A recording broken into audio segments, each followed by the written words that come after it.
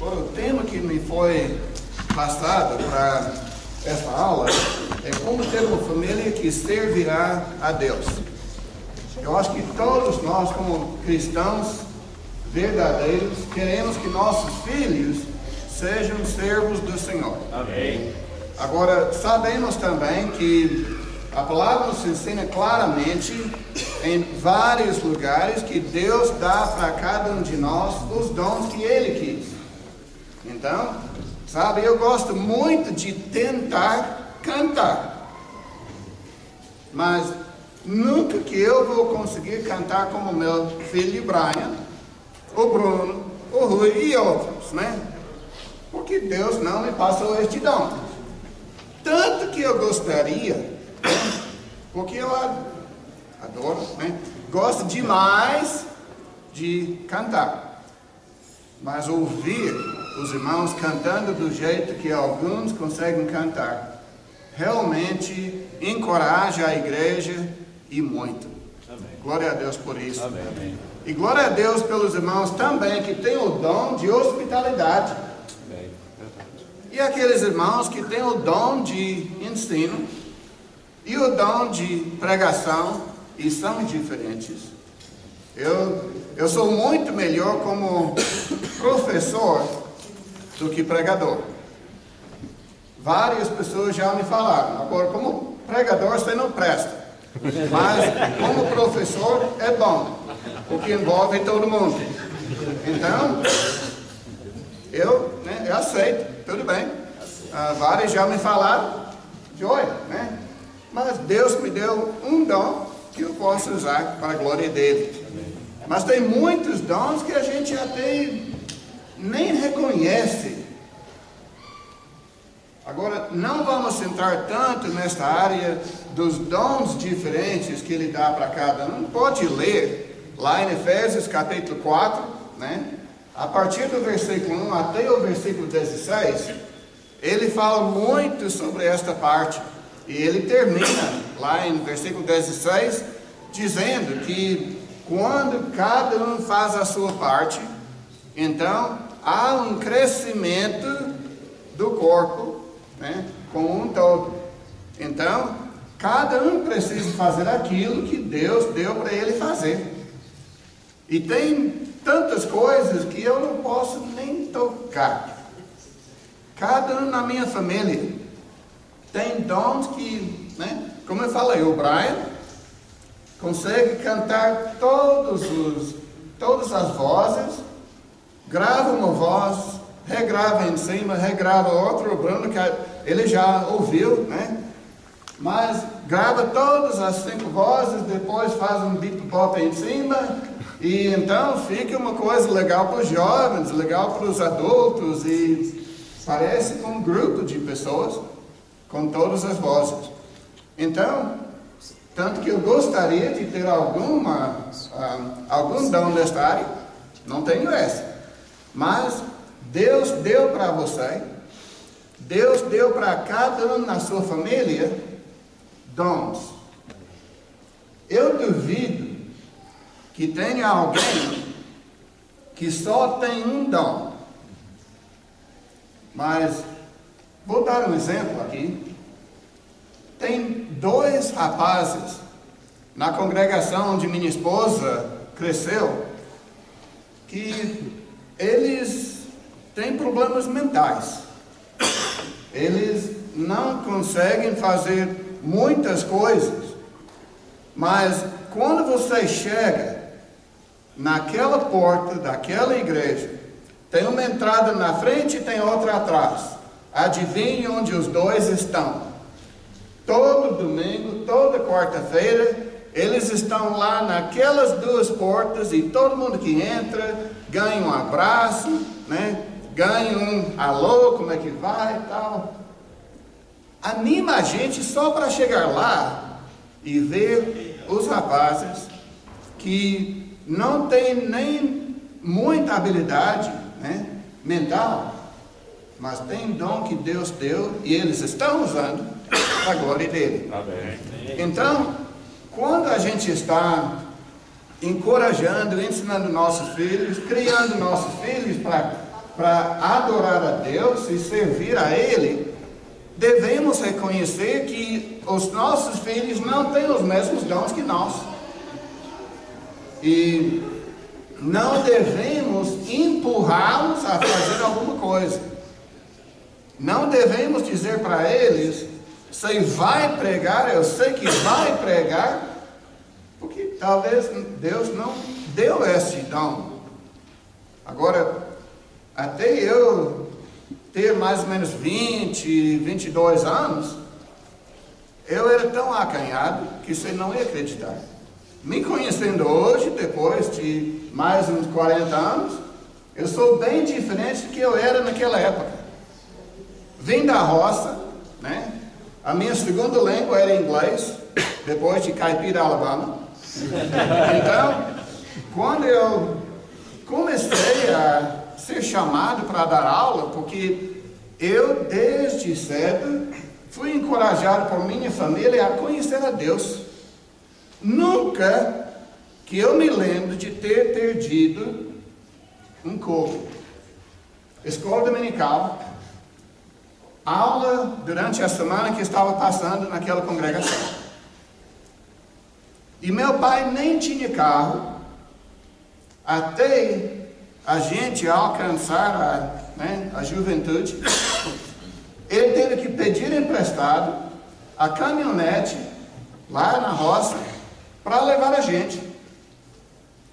Mas nunca perdemos. E se ele estivesse doente, ou alguma coisa que ele teve que trabalhar naquele dia, ele pagou alguém para nos levar naquela caminhonete da roça.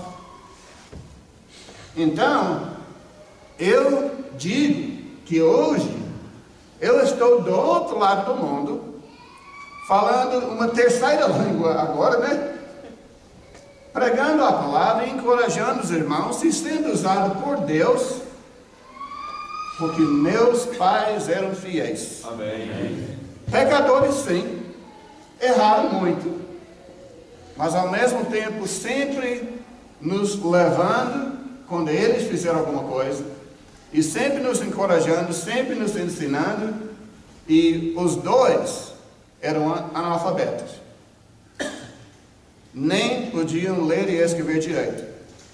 Minha mãe teve que soletrar toda a palavra acima de 4 letras para captar o som da palavra. Então foi muito difícil. Quando eu passei para o 3º ano, eu já estava lendo e escrevendo bem melhor que qualquer dos meus pais. Mas assim, eu falo isso para dizer, não depende tanto da sua capacidade. Encoraje. Encoraje seu filho a melhorar, crescer e ser o obreiro de Deus que Deus quer. Amém. Que seja. Ore por eles, ore com eles, que Deus os use, que Deus os prepare, dê um exemplo. É muito importante isso. Agora, vamos ler de novo. Eu reconheço que eu li ontem, mas tem muito a ver. Aqui em Deuteronômio capítulo 6, a gente precisa entender que é muito importante conhecer a palavra de Deus e obedecer a palavra de Deus em tudo. Já até conversei com o irmão Luiz agora de manhã, encorajando que a igreja sempre esteja na palavra, seguindo a palavra em tudo que ela fizer. Tudo, todinho. Se desviar um pouco daquilo que a palavra disse, estamos fora. Desviamos, saímos do caminho. Então vamos ficar no caminho do Senhor. Deuteronômio 6.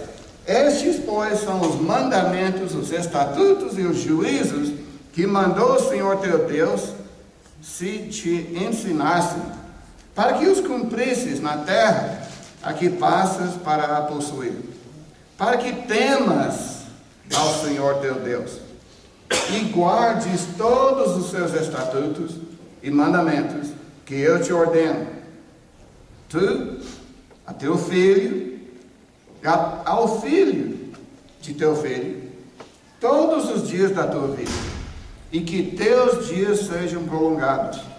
Ouve, pois, ó Israel, e atenta em os cumprires, para que bem te suceda, e muito te multipliques na terra, que mana leite e mel, como te disse o Senhor, Deus de teus pais. Ouve, Israel, o Senhor nosso Deus é o único Senhor. Amarás, pois, o Senhor teu Deus de todo o teu coração, de toda a tua alma e de toda a tua força. Estas palavras que hoje te ordeno estarão no teu coração. Tu as inculcarás a teus filhos. Coloque na cuca deles. E delas falarás assentado em tua casa, e andando pelo caminho, e deitar-te ao levantar-te. Também as atarás como sinal na tua mão, e te serão por frontal entre os olhos, e as escreverás nos umbrais da tua casa e das tuas portas. Irmãos, temos que ficar na palavra do Senhor. E temos que andar a palavra do Senhor. Ela deve ser nosso guia, deve ser tudo para nós. Então, vou dar algumas ideias aqui de como encorajar nossos filhos a serem mesmo servos do Senhor aqui na terra. Primeiro, eu estou falando aqui agora que os pais têm que servi-lo de todo o coração. Como eu falei, eu não me lembro de ter perdido oportunidade de estar na igreja na hora de um trabalho da igreja. E até hoje. Eu não me lembro de vez que eu realmente pudesse estar no culto. Depois de sair de casa, que eu não estava lá. E eu tenho um problema de coluna. 7 hérnias de disco. E às vezes, alguma hérnia escolhe me prender. Um dia, levantei no domingo, estava lá tomando banho, levantei a mão para lavar o pé e travou o corpo inteiro. Eu não consegui fazer nada a não ser deitar contra a parede e procurar colocar o pé no chão. Finalmente consegui, fiz uns exercícios que o médico já tinha me ensinado, e eu pedi para a Luana dirigir o carro, coloquei uma cadeira que eu podia sentar naquela cadeira, coloquei no carro, ela nos dirigiu até lá, tiraram a cadeira para mim, colocaram lá atrás, e eu fiquei lá no culto. Eu não fiz isso para fazer show, de modo algum. Eu fiz isto, por quê? Fidelidade ao Senhor. Amém. E Ele nos falou que não deveríamos perder culto, perder reunião dos irmãos. Amém. Hebreus 10, 25. Leia o contexto, especialmente 23 a 25. Não perca, porque se você tem dor de dedinho e não vai no culto, o seu menino então está um pouco resfriado, adivinha, não vai. Oh pai, mas estou passando mal. Mas quem não levanta desanimado às vezes? Quem não levanta sentindo mal? Quem não, Quem não trava o corpo às vezes? Olha, cada um de nós tem suas dificuldades. E se nós deixamos uma dificuldadezinha a nos prender, em casa para não ir no culto, ou outro trabalho da igreja onde a gente poderia estar, não estamos sendo fiéis à palavra do Senhor. Então, lendo essas passagens, me ensinam isto. Me ensinam muito sobre a fidelidade ao nosso Deus e aquilo que Ele quer que nós façamos. Agora, os pais têm que servir a Deus de todo o coração. Provérbios 3, versículo 5. Confie no Senhor de todo o teu coração e não se apoie em seu próprio entendimento. Provérbios 3, 5. Agora, João 6, e versículo 68. João 6, 68. Quando Jesus estava pregando lá e então o povo o largou. Ele virou para seus apóstolos e perguntou: e vocês? Também querem ir embora? Qual que foi a resposta do Pedro naquela hora? Quem pode me falar? Para quem é Deus? Tens a palavra da vida. Amém. Tu tens a palavra da vida. Ele não disse para onde. Ele disse a quem iremos. Porque é o Senhor que tem a palavra da vida. Então, nós temos que servi-lo, servir a Ele de todo o coração. É Ele que morreu por mim. É Ele que lavou meus pecados. É Ele que me dá a esperança. É Ele que Deus falou desde Gênesis 3,15 para frente, até o fim da Bíblia, dizendo: Ele é nossa esperança. Ele é o Salvador. Ele é o Senhor. Ele é o Filho de Deus. Ele é Deus. O próprio Deus fala lá em Hebreus capítulo 1 e versículo 6, me parece, 6 ou 8, por aí. Então, Ele é Deus. Agora, os pais deveriam ter a atitude decisiva de Josué.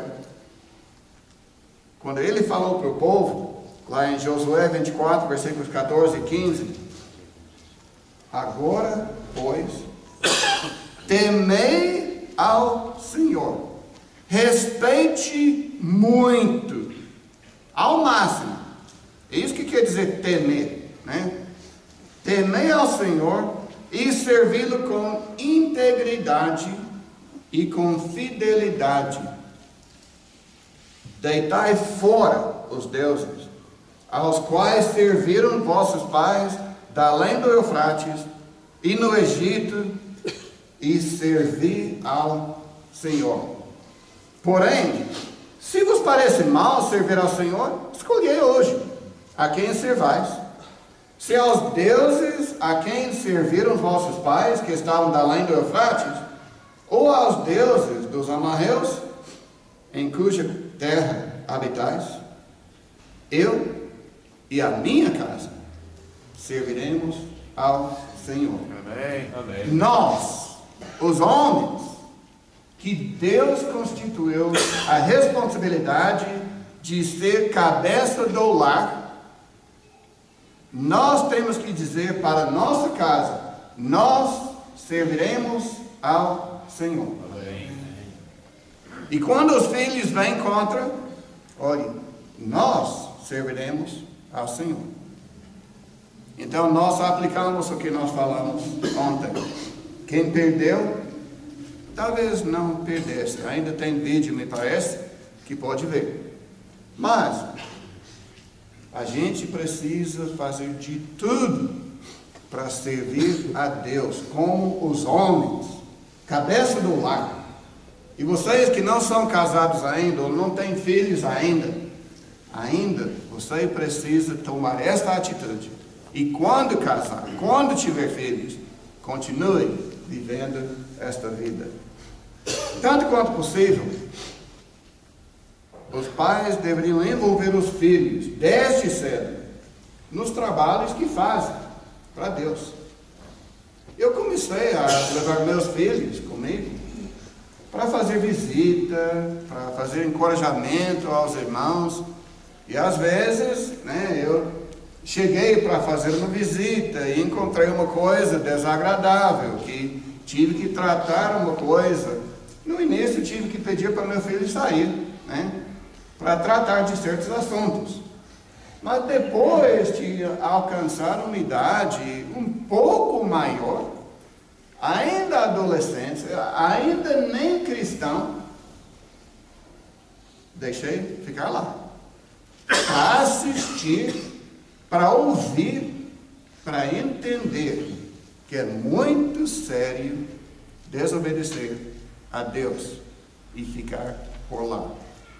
Agora, eu estava participando agora, em agosto, no Enob, lá em Belo Horizonte, e tinha um grupo muito bom de irmãos lá, mas um homem de 11 anos de idade estava bem no meio da frente.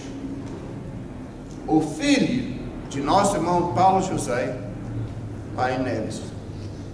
Eu já respeitava o irmão Paulo José. Fizemos muitos trabalhos juntos quando ele se converteu. Eu tenho o maior respeito por esse irmão.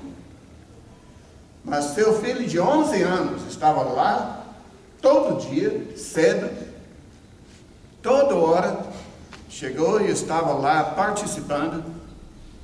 E então, depois de abrir para conversa depois e perguntas, ele fez um comentário que o queixo de todos os homens caiu, literalmente. Um irmão do meu lado perguntou, mas qual a idade dele? Eu disse, 30. 30. Tão avançado que é, porque ele sempre está com o pai dele, fazendo a obra do Senhor. Eu não duvido que aquele menino de 11 ou 30 anos, né, ele vai servir a Deus. Amém. Agora, infelizmente, a filha mais velha já desviou. É porque ela quis. E aquilo que nós falamos ontem, a gente pode fazer de tudo, encorajar, ajudar e tudo mais, mas ainda às vezes tem um ou mais que não vão seguir. Agora, sim, nunca vão se afastar completamente daquilo que foi inculcado na cabeça deles. Vão sempre lembrar. E vai fazer diferença na sua vida. E um dia, Deus abençoando e ajudando, voltará ao Senhor. Amém. Agora, quando nós éramos muito pequenos, também, meu pai pegava aquela caminhonete e a gente ia visitando as pessoas, convidando as pessoas para os cultos e visitando os irmãos doentes e coisas assim. E eu me lembro de muitas vezes que eu, criancinha, caí no sono, né? Lá na casa da pessoa, lá na sala, ok. Acordei no outro dia, adivinha onde? Na minha cama, lá em casa. Mas eles nos levaram, e isto me tocou. Porque pessoas sem nem a capacidade de ler e escrever, encorajando, chamando, e como, né, o nosso irmão Alan falou ontem, comida, mais conversa, né? Esquece o resto, mas eu me lembro da ideia, né, que vai converter as pessoas. Então, meus pais praticavam isso. Você não tem que ser gênio, você não tem que ser muito estudado, mas pode servir a Deus. Amém. Leve seus filhos naquilo que você faz, para eles aprenderem também. Tem que investir o tempo. Eu não vou dizer gaste seu tempo, nem gaste seu dinheiro em nada. Excluí esta palavra do meu vocabulário há muito tempo, a não ser na hora que alguma coisa foi gasta. A diferença entre gastar e investir é esta. Se você gastou, acabou. Pronto. Não vai ter e nem espera retorno daquilo. Mas um investimento, você investe seu tempo, investe seu dinheiro, né? Investe tudo que você é, tudo que você tem, então você espera algum retorno. Invista nos seus filhos. Ajude eles. Agora, interessante também que depois da gente ser adolescentes, meu pai conseguiu comprar uma caminhonete usada, glória a Deus. E então, o que ele fez? Ele construiu uma casinha na carroceria dessa caminhonete, e a gente passou sempre nas casas de nossos colegas, e eles sempre iam conosco. Faz frio lá, hein? E faz calor. E lá naquela carroceria, né, quando está fazendo 15 graus abaixo de zero, né, lá fora, lá dentro é mais, porque tem o vento, né? Mas levávamos cobertores, passamos nas casas, pegamos as pessoas e... Obrigado. Mas graças a Deus que esses jovens que hoje têm a minha idade, 60 por aí, ainda se lembram.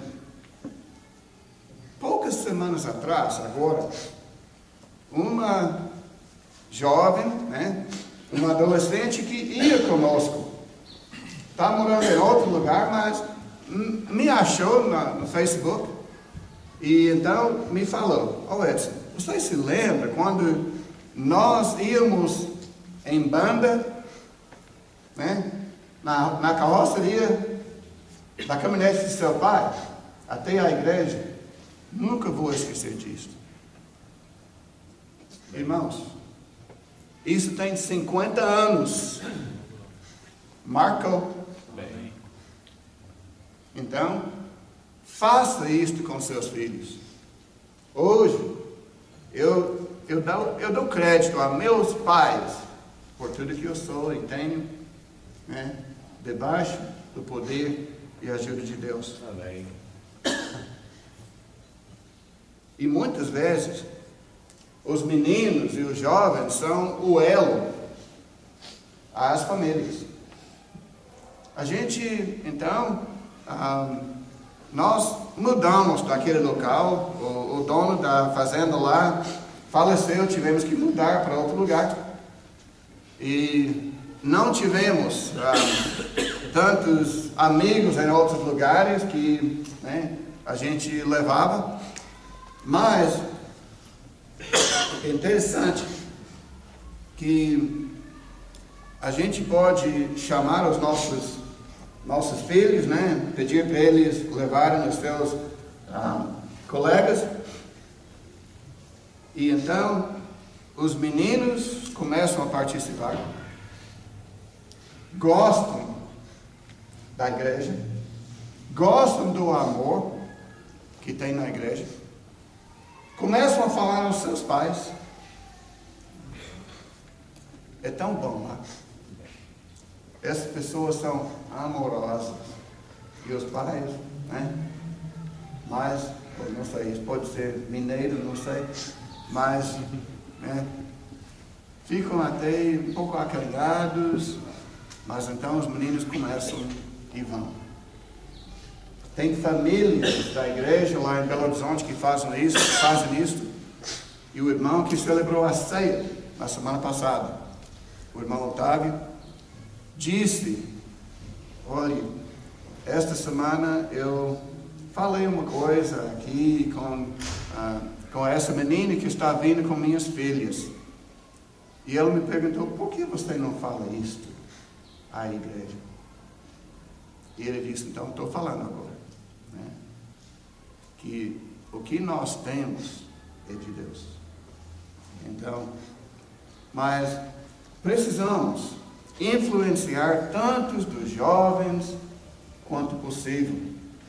Agora, eu até encorajo para quem tem condições, e quando está comprando um carro, eu encorajo a considerar até comprar um carro mais velho, se for necessário, mas um carro maior, para passar nas casas e buscar as pessoas, né? Buscar os jovens para levar.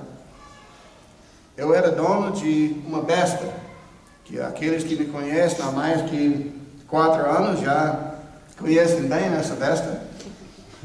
Hoje ela está lá no Lar Cristão, lá em Belo Horizonte. A gente doou para o lar lá. Mas quantas pessoas que cresceram naquele carro? Quantas pessoas que foram para os lugares, para o NOC, né? E para outros lugares. A gente sempre chegava lá na igreja com a Besta cheia de pessoas.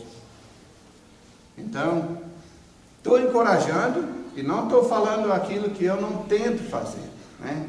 Eu tento fazer. Nem todas essas coisas eu faço com perfeição. Nenhuma que eu faço com perfeição, mas vamos fazer. Estou encorajando para a gente, né, ser encorajado. Agora, os pais devem dar um bom exemplo de várias coisas. Primeiro, de estudo da Palavra de Deus. Nós precisamos ter o nosso tempo. Eu mencionei ontem que eu levanto cedo, geralmente 5h30, levanto e faço a minha leitura, a minha oração, a minha meditação, e então saio para fazer as coisas do dia. Mas também temos nosso devocional em família. Agora, a leitura que a gente faz devemos seguir um plano para ler a Bíblia toda e não ficar em lugares da Bíblia que a gente mais gosta. Precisamos ler toda a palavra, porque tudo todinho que tem no Novo Testamento tem base e sombra daquilo que está no Novo Testamento. O velho ou não? O velho, desculpe. Tudo que tem no Velho Testamento, ou tudo que tem no Novo, tem base na velha lei, no Velho Testamento. Então, impossível dizer que conhecemos o Novo Testamento se nós não conhecemos também o Velho. Então, eu trouxe aqui o plano que eu uso para a leitura bíblica. A cada dia, então, domingos são as epístolas, segunda, a lei, terça, história, quarta, os salmos, quinta, a poesia, sexta, a profecia, e sábados, os evangelhos. Se você gostaria de uma cópia disto, então eu vou deixar com os irmãos, fica aqui no escritório, podem fazer cópia e seguir este plano de leitura, que em um ano, lendo no máximo 5 capítulos, né, naquelas leituras da lei e história, são às vezes leituras bem grandes, e também das profecias, mas é muito bom a gente seguir um plano de leitura para que a gente leia toda a Bíblia. Mas devemos fazer isso. Os filhos vão saber que a gente está estudando, porque temos uma tendência de ler aquelas partes que nós mais gostamos e ficar mais no Novo Testamento, porque, né, nós somos a igreja do Novo Testamento, né? E as pessoas têm até uma coisa na cabeça contra o Velho Testamento. Não tem isso, não. Conheça bem a palavra de Deus, do começo até o fim. Agora, outra coisa, né, além de dar um bom exemplo de estudo particular, da Bíblia, estudo diário, também de meditação. Eu duvido que a metade deste grupo tem hábito de meditação. Duvido. A maioria de nós não entende da importância da meditação em Deus e na palavra dele. De fato, nenhum de nós compreende a importância disto. Entendemos que seria interessante, mas não, é extremamente importante. Precisamos meditar. Enquanto a atitude normal do homem é esta, não fique parado olhando, faça alguma coisa. Não é assim? Eu fui criado assim, né? Lá na roça, se parasse, seria atropelado. Mas estou aprendendo agora que Deus não quer isso. A ideia de Deus é: não fique correndo, pare e medite em mim. Gostei demais quando o irmão Rui, ontem, o irmão Alan, falaram que eles não desistiram, ajoelharam, oraram, rogaram a Deus, nos mande as pérolas. Nos ajude a achar aqueles que estava parado, de joelho, então, querendo que Deus os mostrasse. Amém. E quando aparece, pega naquela oportunidade. Falei com a Luana ontem à noite. Eu estou ficando incomodado da gente estar recebendo tantos contatos no interior de toda parte do Brasil, no programa de televisão que infelizmente acabou 2 meses atrás por falta de verba, por falta de condições de pagar. A igreja no centro de Belo Horizonte não conseguia mais, já estávamos afundando, né? Tivemos que decidir que não podia mais, mas temos uma mulher lá em Connecticut, nos Estados Unidos, que visitou a igreja em Vitória, quando ela estava visitando a família aqui.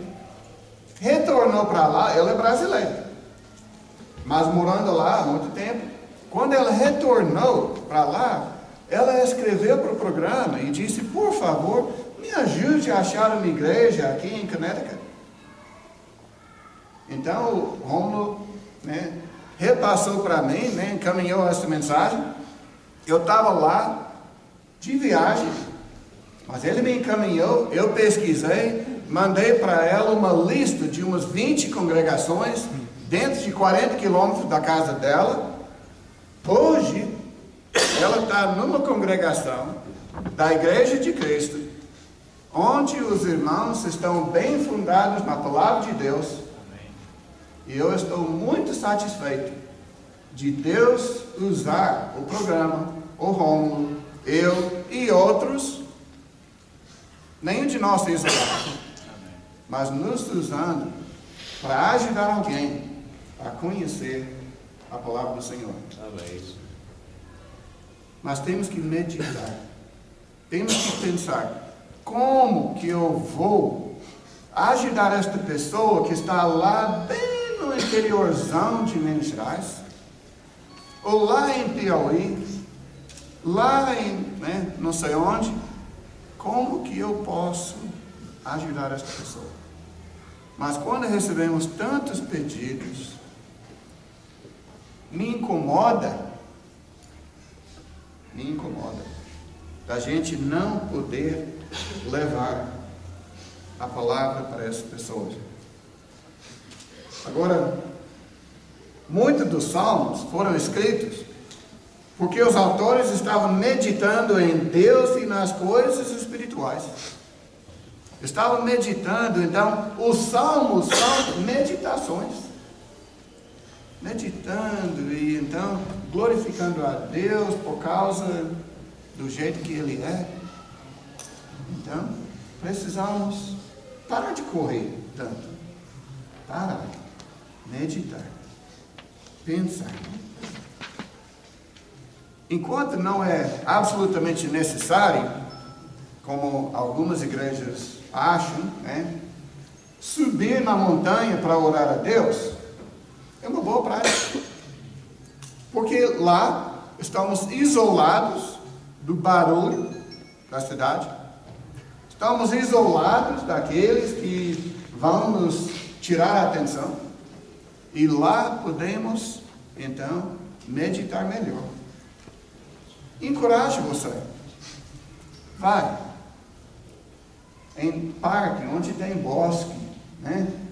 Muitas árvores, muita natureza. Leve a família. Fique lá em família. E ajudando também a família a pensar em Deus. Essas árvores, tudo que tem aqui, você tem a ideia, né? Vamos meditar, vamos pensar. Aquele que fez tudo isso, pensou em mim, na minha salvação, Glória a Deus. antes de nem criar o mundo. Amém.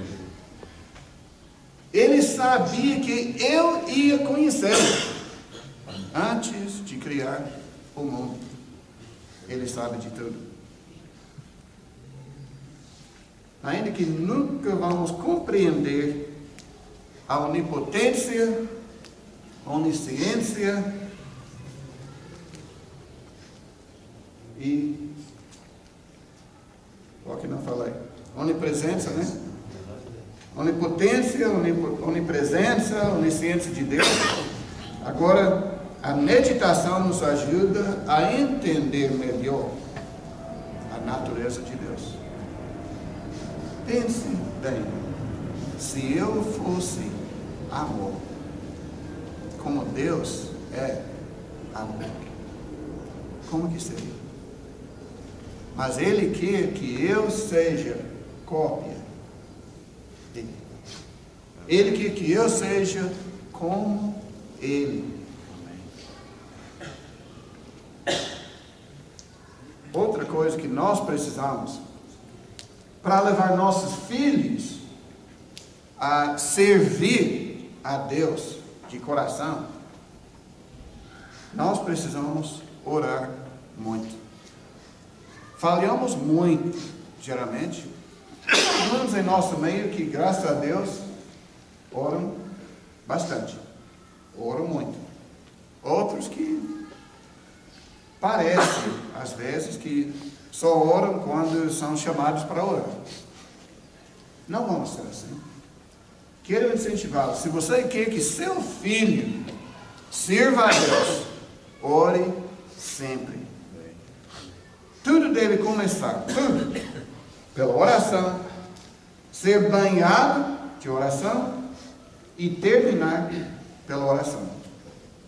Os filhos deveriam presenciar muitas vezes os pais em oração.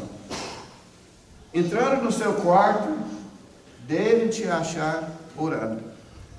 Entrando no seu escritório, deve te achar orando. E também devemos incluir os nossos filhos em muitas orações.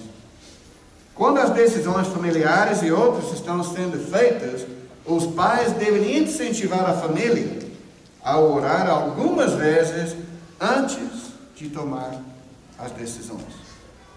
Quantas vezes que fazemos orações, tomamos decisões e então pedimos que Deus abençoe?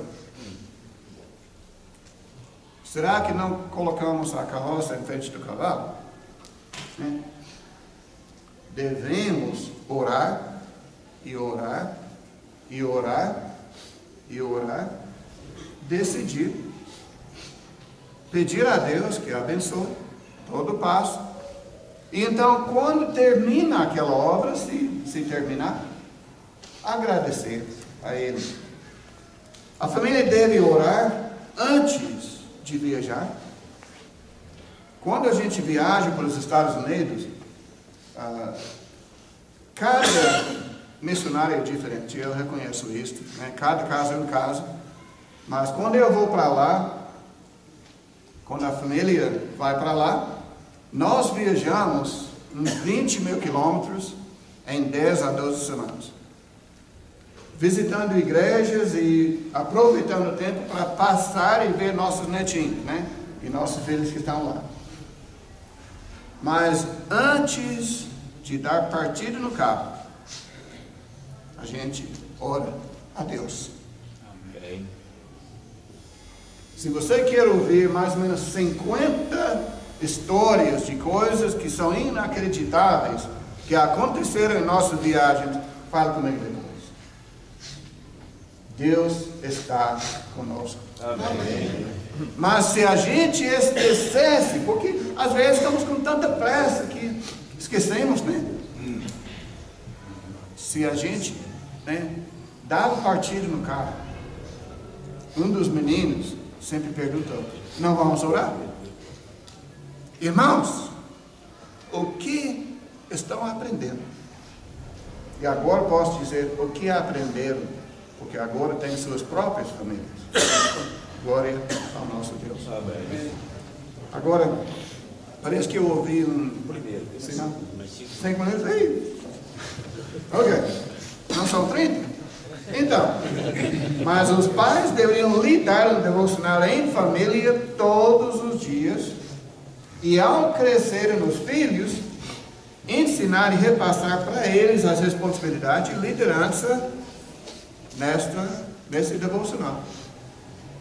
Mencionei ontem que até o meu netinho de 3 anos deve ouvir a oração daquele menino. Claro que ele também inclui, né, coisas nesta oração que eu não incluiria, mas se eu pensasse bem, deveria. Né? Porque ele está agradecendo a tudo, né, por tudo. Agora, os pais nunca deveriam perder nenhum culto, nenhuma aula dominical, ou grupo casa, ou nenhuma outra oportunidade de crescer espiritualmente, se eles deveriam ensinar aos outros pais que tenham a mesma atitude. Faça e ensine aos outros. Encoraje. É só chamar o irmão e dizer: olha, notei que, né, vocês nem sempre estão aqui para a aula. O que eu posso fazer para ajudar vocês, né, a chegar na hora para as aulas? Desculpe, eu tenho um problema de sinusite, rinite, né, que eu fico escorrendo o tempo todo aqui. Então, número 5, então, os pais devem deixar de criticar a igreja. Não critique, especialmente em frente dos filhos, porque as nossas críticas da igreja levam nossos filhos a ter uma imagem negativa da igreja e os desanima de querer se envolver na obra. Quantas vezes os filhos têm uma atitude negativa sobre certos irmãos, porque os pais ficam falando daqueles irmãos. Irmãos, se você tem um problema com o irmão, o que Mateus 18 ensina? Que faça? Vai lá, leia lá, né? Não temos tempo para isso, mas resolva com aquele irmão. Se você acha que ele tem alguma coisa contra você, vai lá. Se você também foi ferido por alguma coisa, se alguma coisa daquele irmão te incomoda, vai lá. Fala com ele pessoalmente. Resolva. Geralmente o primeiro encontro já resolve. Eu fiz isso como jovem numa vez, com um irmão já maduro. Então, fui lá, conversei com ele e não tinha nada a ver.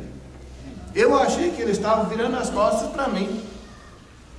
E eu era muito, como eu falei, era muito acanhado, mas na igreja estava em casa, né? Mas então, quando eu pedi para ele licença para ir na casa dele, ele disse, claro que pode, né? Então fui lá e então eles me deixaram lá na sala e sumiram. E eu pensei, sumiu? E então veio a filha deles, que tinha uns 4, 5 anos a menos que eu. Ela veio e sentou lá na sala, ficou algum tempo. E eu não tinha conversa com ela, né? Eu já estava meio, né? Eu tenho que resolver com esse irmão que tem 20 anos a mais que eu, esse negócio aqui, então.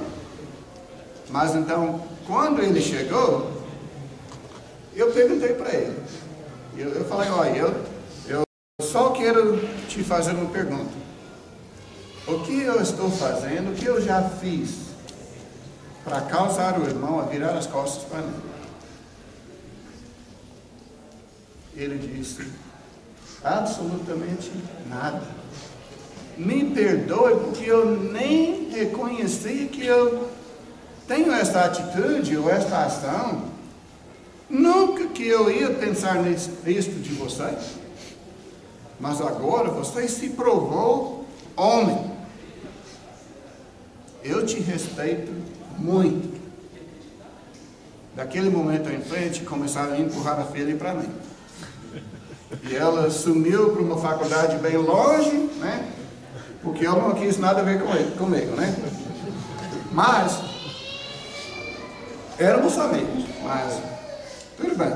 Então, devemos deixar a crítica, mas devemos encorajar, pensar nas coisas positivas sobre os irmãos. Toda vez que encontramos com um irmão, devemos procurar pensar numa coisa positiva para falar para ele. Gostei disso, gostei daquilo, né? Ou, olha, quero te encorajar. Olha, eu amo muito você. Você é muito especial. Tem milhões de coisas positivas que podemos falar. Então, por último, então, os pais deveriam estar sempre abertos para ouvir e mudar quando seus filhos os corrigem. Se seu filho chegar e dizer, pai, pense nisto, o senhor errou. Como eu falei ontem, meu filho chegou e disse, pai, o senhor pecou. A única coisa que eu podia fazer era chorar, concordar e pedir para ele orar comigo. Então, se nós somos assim, abertos para a correção, nossos filhos também vão ser. Glória ao nosso Deus. Amém.